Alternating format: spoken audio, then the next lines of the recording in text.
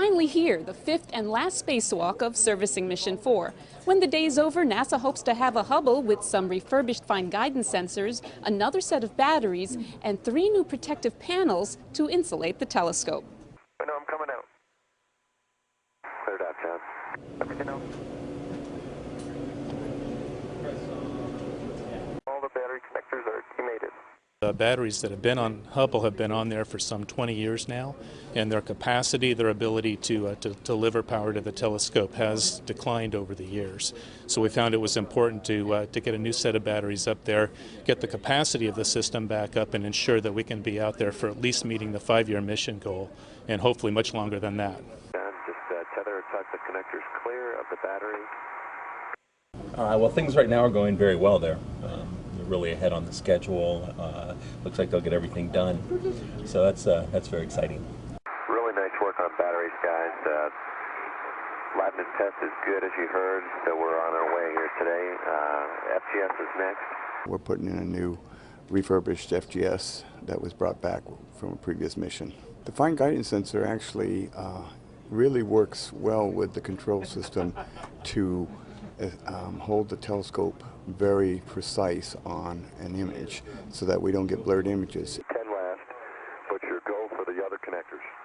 The sensor, the servo system has been degrading over the past few years because of an electrical component problem, and it was slowly dying essentially, so we had to replace this one.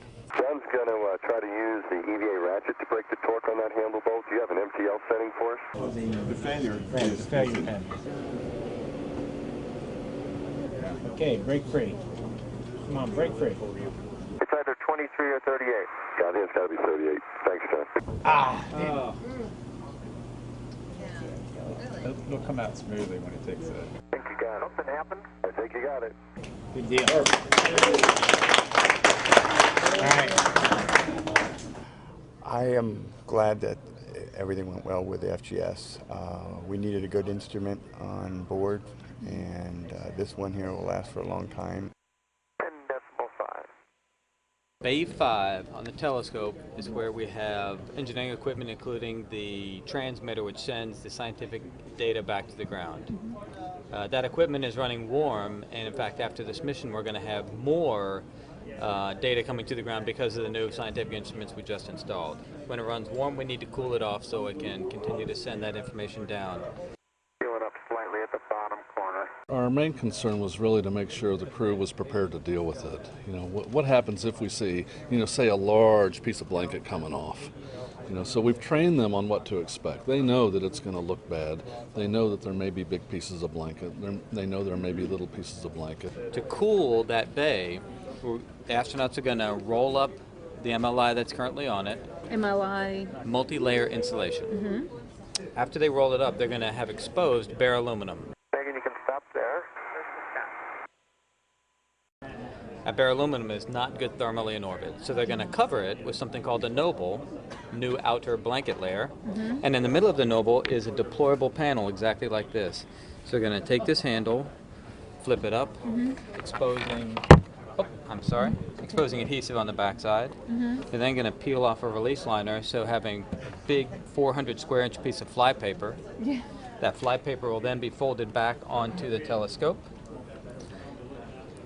and then they will use a roller to roll the new radiator onto the telescope.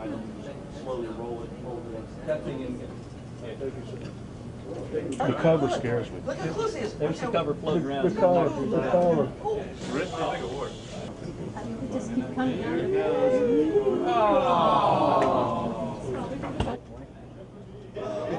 Whoa! It's like, a brush trying to get rid of a whole beach full of sand.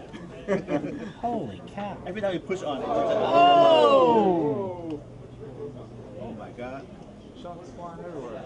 The old installation on Bay 8 of the Hubble Space Telescope, obviously a bit more fragile than that over the other Bay 5 that was swapped out just a few moments ago. Do they care that it's floating around out there? Oh no. They didn't do much about it. Yeah. Well, I mean, they do care, Yeah. but we're now done with all going into the telescope, the instrument. So the risk of the contamination into the instrument bay is gone. The only thing that's left now is for opening up the aperture door to the telescope. You don't want any of that migrating into the telescope. So typically what they do at the end of the mission is we ask for a reboost. Well, the orbiter takes us out of that debris field. Okay. But as of this morning, they canceled that reboost, so they may be re-asking for it now. I'm not sure. You know, all in all, for something that's been up there 19 plus years, it looks in pretty good shape.